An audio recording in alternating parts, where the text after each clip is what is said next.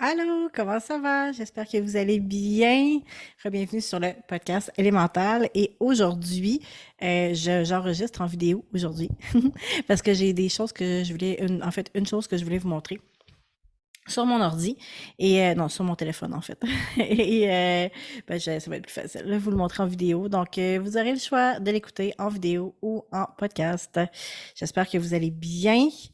Je reviens d'un petit tour dehors à me faire griller au soleil, enfin un peu de chaleur et de soleil, ça fait vraiment, vraiment du bien.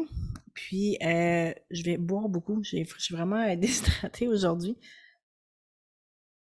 Donc, je vais faire des petites pauses, là, je vais manger un glaçon, c'est un petit peu bizarre. Une petite parenthèse avant de rentrer dans le vif du sujet qui est le soleil, la peau et la crème solaire. Quand on travaille dans l'énergétique ou qu'on reçoit des soins qui vont aller faire de la libération dans notre corps, soit un soin en ostéopathie, un soin en masso, même en chiro, ou qu'on reçoit des soins énergétiques de toutes sortes, c'est vraiment, vraiment, vraiment important de boire beaucoup d'eau parce que l'eau, c'est ce qui permet à l'électricité de se répandre dans le corps et c'est de cette façon-là qu'on va aller vraiment libérer efficacement. Donc, moi, je mets de l'eau, du jus de citron, puis mon mélange de, c'est Aussie Minerals, Minerals, c'est de l'eau de mer, dans le fond, qui a été déshydratée. C'est drôle, ça fait drôle à dire, de l'eau de mer déshydratée, mais il reste juste les minéraux puis les minéraux traces. Puis ce qui est vraiment intéressant, c'est que c'est pas, quand on parle de minéraux traces, là, c'est pas juste, c'est comme le potassium, le calcium, le magnésium, comme on entend d'habitude, mais on va vraiment dans tous les minéraux, le sélénium, le cuivre. Là, il y en a pas d'autres qui popent dans ma tête comme ça, mais c'est vraiment important d'avoir un ensemble de minéraux.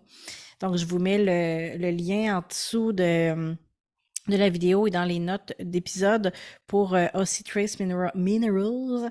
C'est liquide, ça se met dans l'eau. Moi, c'est dans mon verre d'eau le matin en premier pour hydrater parce qu'on est vraiment déminéralisé. Vraiment, vraiment beaucoup. Puis c'est super important. Donc voilà, je dis ça et je prends une gorgée d'eau. Donc, aujourd'hui, je voulais venir vous parler de soleil parce que c'est le printemps. On est au mois d'avril et ben bientôt on va se retrouver en plein été à être dehors toute la journée à vouloir vraiment profiter du soleil. Puis c'est vraiment important de comprendre notre relation avec le soleil, la relation avec notre peau, la relation avec l'alimentation et le soleil et notre peau. Donc il y a vraiment un ensemble de choses. Et dans les peut-être 50 dernières années, on a commencé, c'est en 1970 que la crème solaire a été inventée. Donc, ça fait pas si longtemps qu'on se crème de crème solaire. Et ben, la crème solaire, c'est pas le best parce que ça empêche les rayons du soleil de faire leur travail sur notre peau. Entre autres, de faire de la vitamine D et d'envoyer des signaux à notre corps. Donc, nous, on est comme une plante. On a besoin de soleil sur notre peau pour activer, dans le fond, nos hormones, toutes nos hormones, notre hormone maître qui est la leptine, entre autres, tout notre rythme circadien. Donc, c'est vraiment important d'être au soleil, d'avoir de la lumière. Je veux dire lumière là, pour ce bout-là, parce que même s'il fait des fois nuageux, la lumière extérieure elle a des codes, elle a des longueurs d'onde qui sont importantes. Si on parle du soleil, vraiment, les rayons de soleil, ben c'est important pour faire, entre autres, la vitamine D et les hormones et réparer. Là, c'est intéressant. Réparer notre ADN.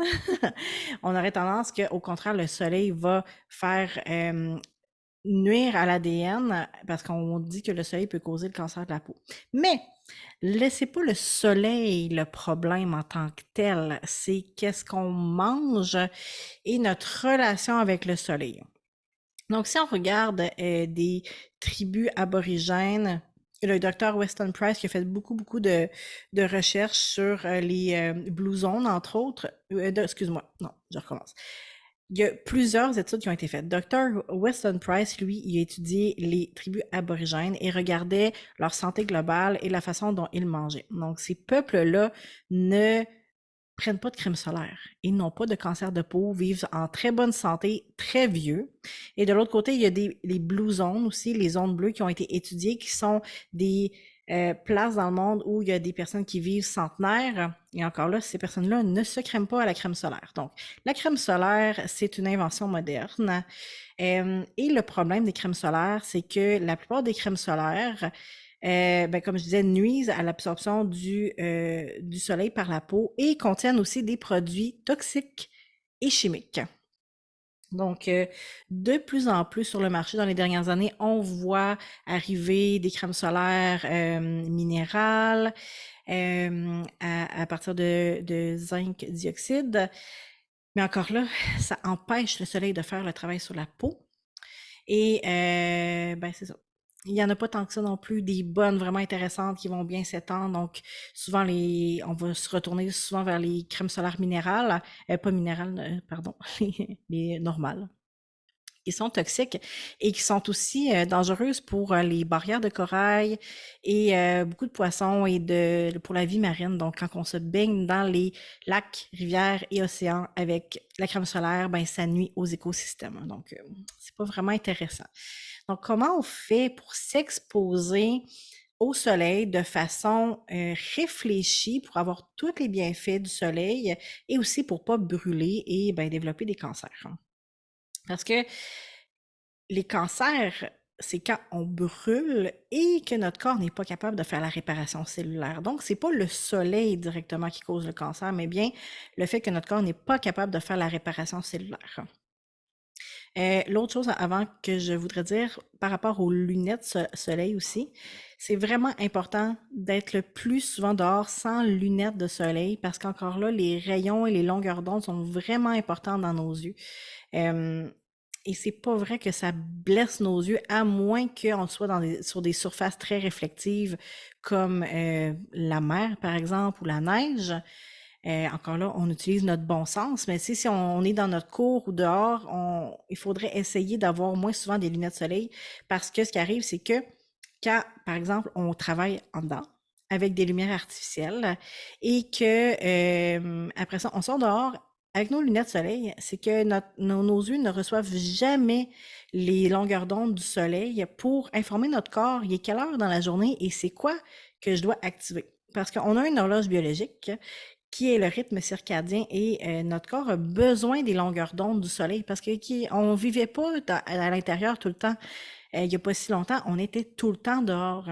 Donc, c'est vraiment dans notre fonction biologique naturelle d'être au soleil. Donc, si vous pouvez diminuer l'utilisation des lunettes soleil, ça va vraiment vous aider. Puis, si vous êtes sensible à la lumière, commencez par petites doses. Commencez par la lumière du matin, quand le soleil se lève, la lumière du soir, et ensuite, au courant de la journée, vos yeux vont se désensibiliser tranquillement.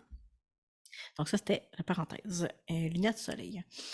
Donc, là, il y a plusieurs volets pour le soleil. Je vais commencer par vous parler de notre exposition à la lumière en tant que telle. Donc, comme je vous disais, voir la lumière du matin, donc quand le soleil se lève et à peu près 1 heure après que le soleil se soit levé, c'est le meilleur temps pour aller dehors et s'exposer au soleil. Il n'y a pas de UVB à ce moment-là, donc il y a juste les UVA. Et les UVA nous donnent de l'information par rapport à c'est le temps de partir le métabolisme, c'est le temps de réveiller le corps, d'activer le cortisol, qui est une hormone super importante et qui va permettre à notre corps de bien fonctionner. On entend beaucoup parler du cortisol. C'est le cortisol en trop grande quantité qui est pas intéressant. Et ça arrive quand notre corps est débalancé. Donc, le soleil du matin, après ça, le soleil de l'avant-midi est vraiment intéressant aussi. Puis là, je vais vous parler justement de l'application dont je voulais vous parler, qui s'appelle, attendez, je vais vous montrer. Je ne sais pas si vous allez bien voir, ça s'appelle D-Minder. Je vais l'ouvrir. Et dans cette application-là, j'essaie de vous la montrer comme il faut à l'écran. Voilà, c'est pas super. Bon. D-Minder, dans le fond, ça nous dit comme présentement, le soleil est à 51 degrés. Tiens, il n'est pas à bonne heure pantoute, ça me dit qu'il est midi 46. Je vais le réouvrir. OK, là, ça me dit que... OK, c'est ça, pardon. Que l'angle du soleil est à 45 degrés et que présentement à Québec, parce qu'on met notre ville, les UVI sont à 5 et je peux faire de la vitamine D entre 9h du matin et 4h22. Donc, c'est pour nous aider à savoir quand aller dehors pour s'exposer et faire de la vitamine D. Et dans cette application-là, ce qui est vraiment intéressant pour justement se préparer à l'été, on va... où est-ce qu'elle est?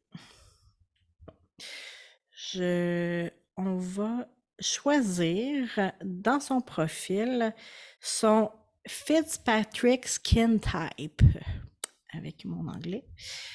Donc, ça veut dire la couleur, comment notre couleur est foncée, notre peau est foncée. Donc, moi, ma peau est à 2, donc brûle facilement et je ne bronze pas. À 1, c'est brûle tout le temps et ne bronze pas. Et là, ça monte comme ça jusqu'à 6. Quelqu'un qui brûle jamais et qui bronze vraiment facilement. Donc, en partant avec notre type de peau, ça donne à l'application l'information pour nous dire combien de temps on s'expose au soleil. Et là, dans le fond, admettons que je pars, c'est Start Sun Exposure, je le pars. Là, j'ai dit, bon, il fait pas de soleil, j'ai la peau exposée à 30%. Tantôt, j'étais en camisole. Et là, ça va me dire 20 minutes par côté. Donc, je peux faire du soleil, prendre le soleil, 20 minutes de chaque côté, sans brûler. Et ça, ce que ça fait, c'est que ça, graduellement, quand je fais ça de jour en jour, ma peau va s'acclimater à l'utilisation du soleil tranquillement et je vais peut-être éventuellement avoir un petit fond. Mais l'objectif pour moi, c'est pas de bronzer, c'est d'être capable d'aller dehors sans brûler. Et c'est ça l'objectif dans le fond. Puis ça se peut que pendant l'été, je puisse pas rester aussi longtemps que quelqu'un que sa peau, mon conjoint, sa peau, elle devient quand même pas mal foncée. Ma fille aussi, et puis il brûle pas. Donc, puis moi puis Samuel, mon petit coco, on brûle. Fait que c'est important de connaître aussi, mais je vais pouvoir quand même exposer plus longtemps l'été sans brûler si j'ai préparé ma peau à l'automne pendant que les rayons du soleil sont moins forts et de le faire graduellement. Et l'importance d'aller voir le soleil du matin au lever du soleil ou dans l'heure suivante et le soleil du coucher du soleil, la lumière plutôt dehors au coucher du soleil, ben là, c'est que ça entraîne notre corps à revenir dans son cycle circadien et ça régule nos hormones et ça diminue l'inflammation. Puis ça, c'est un point vraiment important parce qu'on veut un corps qui n'est pas inflammé parce que l'inflammation, c'est ce qui crée des interférences dans notre corps et qui fait qu'après ça, on n'est pas capable de se réparer.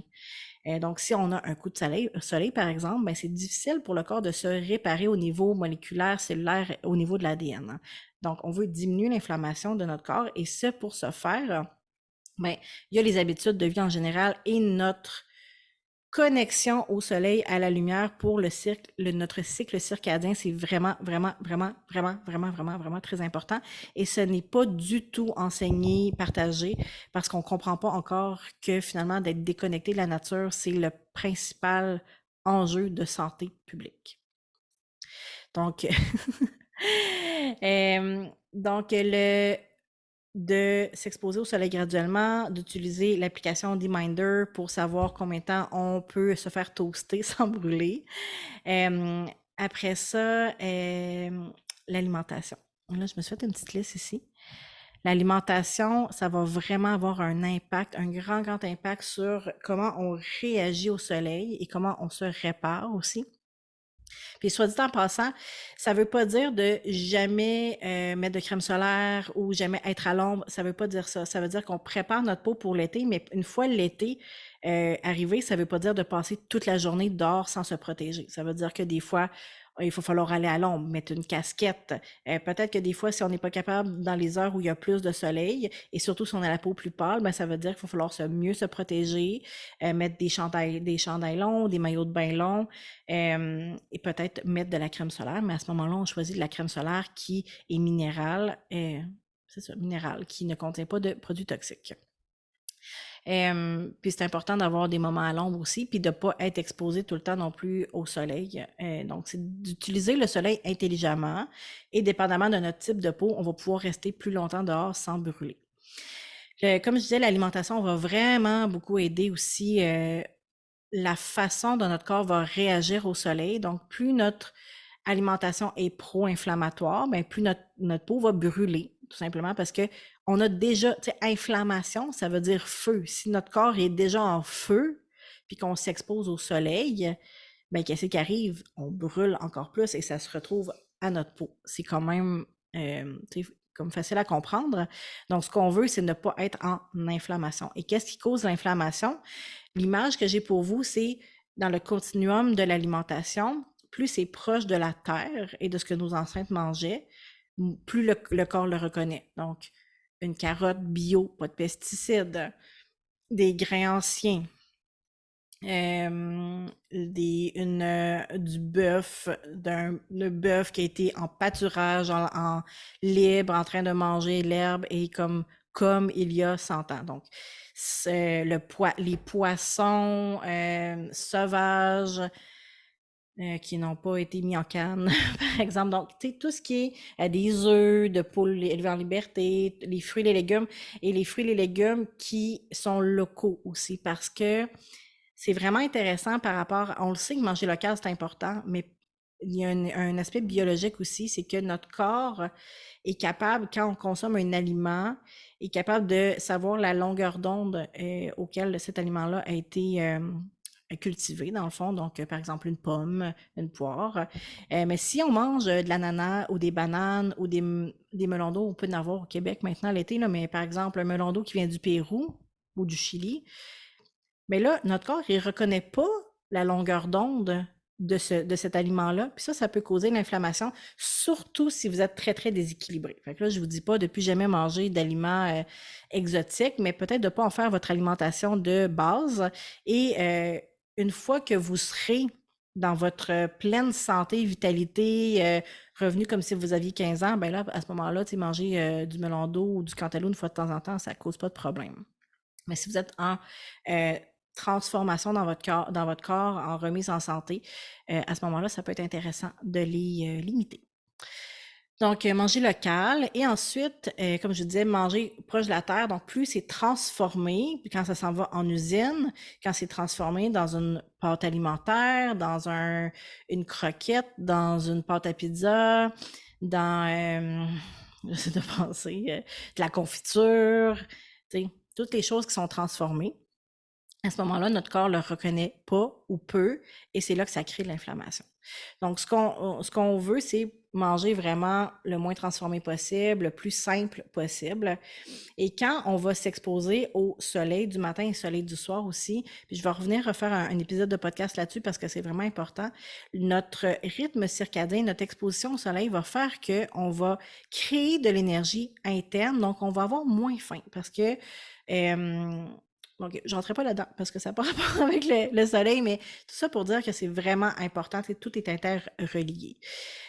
Des aliments qui vont vraiment beaucoup aider à soutenir notre corps à moins brûler et à prendre du soleil de façon plus agréable, c'est tous les aliments qui contiennent de la bêta-carotène, donc les fruits et les légumes rouges, et les aliments qui vont contenir de la vitamine A, D et K naturels et les gras saturés sains, comme je vous disais, mettons qu'on retrouve dans du beurre, du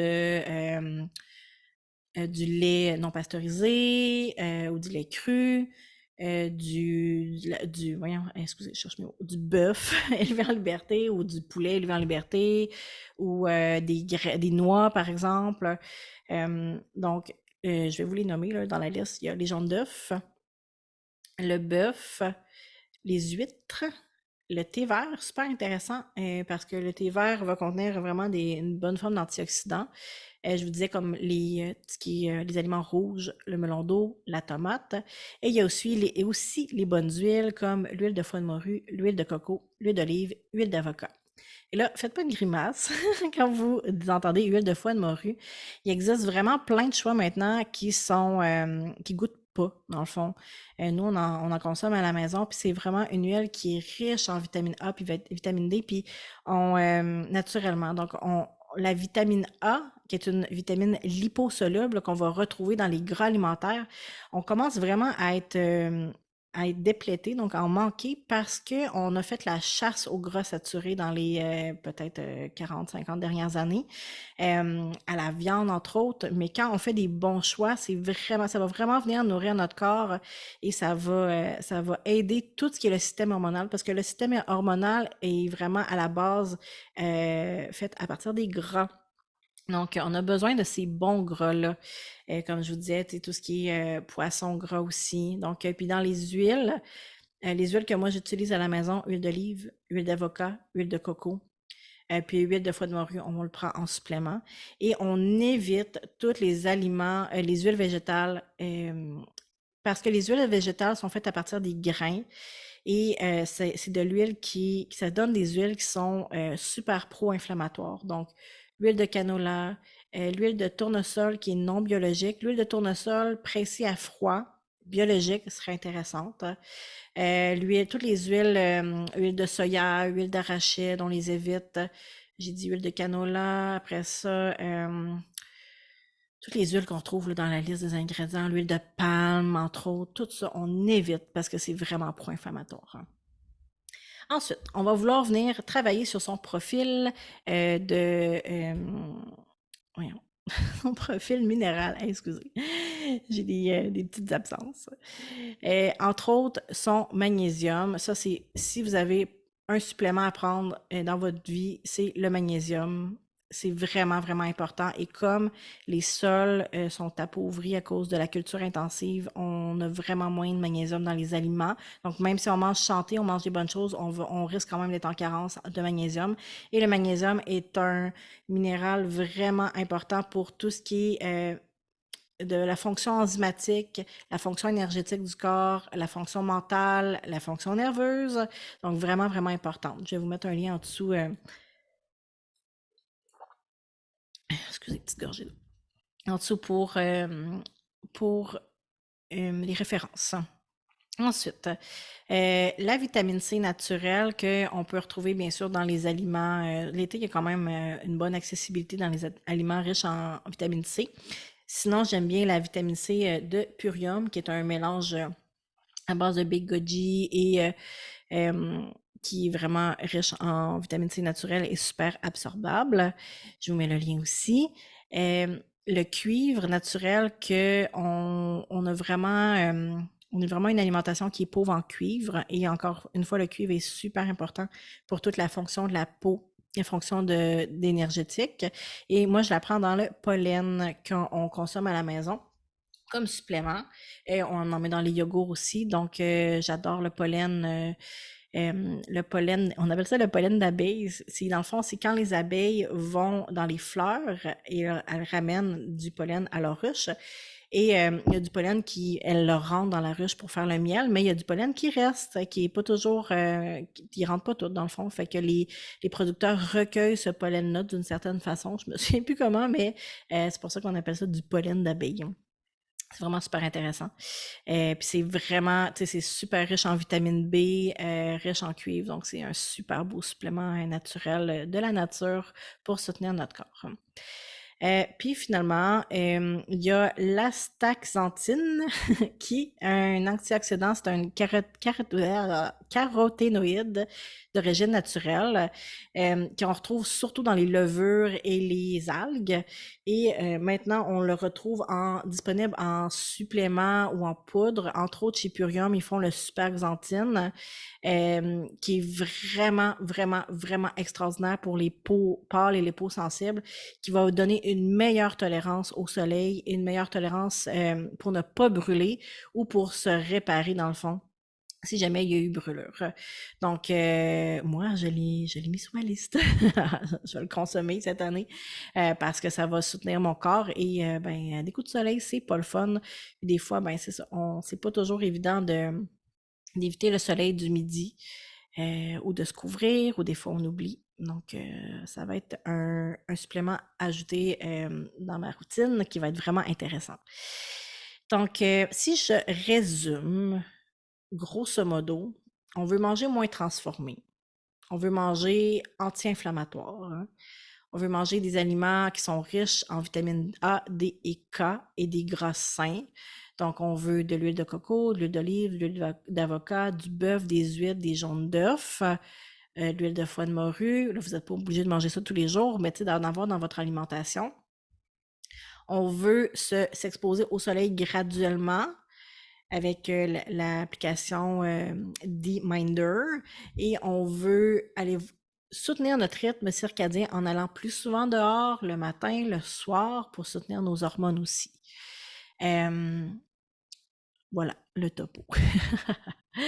Et je crois qu'avec ça, on va être capable, ben je crois non, en fait je sais qu'on est capable de développer une relation saine avec le soleil parce que le soleil, c'est tellement important pour notre évolution, notre corps, notre santé. On reçoit des messages dans notre ADN, tu sais, du soleil, de la lumière. Donc, c'est important. Puis pour les enfants aussi, c'est important de ne pas les beurrer automatiquement de crème solaire tout le temps. Moi, les enfants, quand ils vont à la garderie, je les crème jamais le matin. Puis de toute façon, ils recrèment après le dîner quand ils vont dehors, mais moi, je les crème jamais le matin parce que souvent le matin, c'est là que le soleil est moins fort, puis ça habitue leur corps justement tranquillement à, connecter au soleil, à prendre le soleil. Une chose que j'ai pas mentionnée d'ailleurs, je vais peut-être faire un autre épisode de podcast, mais quand on s'expose graduellement au soleil, on développe notre mélatonine, donc qui est la couleur foncée. C'est ça. Ah, là, j'ai un petit blanc. Mélatonine. Ouais, en tout cas. Bref, la mélatonine. Et la mélatonine est activée aussi par notre cycle circadien. Donc, en voyant le soleil se coucher le soir, les fréquences, notre corps dit « Ah, c'est le temps d'activer la mélatonine pour la réparation cellulaire. » C'est pas mélatonine, pas en tout pour la peau. En tout cas, j'ai vraiment un blanc. Mais bref, la mélatonine, qui est l'hormone de réparation du corps, elle va être activée en plus grande quantité quand on est exposé au soleil du matin et du soir. Donc, de là l'importance aussi de s'exposer. Je vais refaire un épisode aussi sur l'exposition au soleil et la lumière parce que c'est tellement important. Puis je vais rentrer plus en détail dans ça. Mais vous avez déjà un topo, puis vous avez les informations pour vous préparer pour l'été. Donc voilà, si vous avez des questions, n'hésitez pas à venir me voir sur Instagram ou sur Facebook. Vous pouvez vous abonner à mon infolettre aussi pour ne rien manquer. Et vous allez avoir la liste des références en dessous de la vidéo ou de l'épisode. Puis ben, partagez si vous avez aimé pour qu'on puisse tout le monde profiter du soleil en pleine santé. Puis profiter des bienfaits de ce beau soleil sur notre corps, sur notre vie, sur notre santé. Merci d'avoir été là. Je vous dis à bientôt. Bye!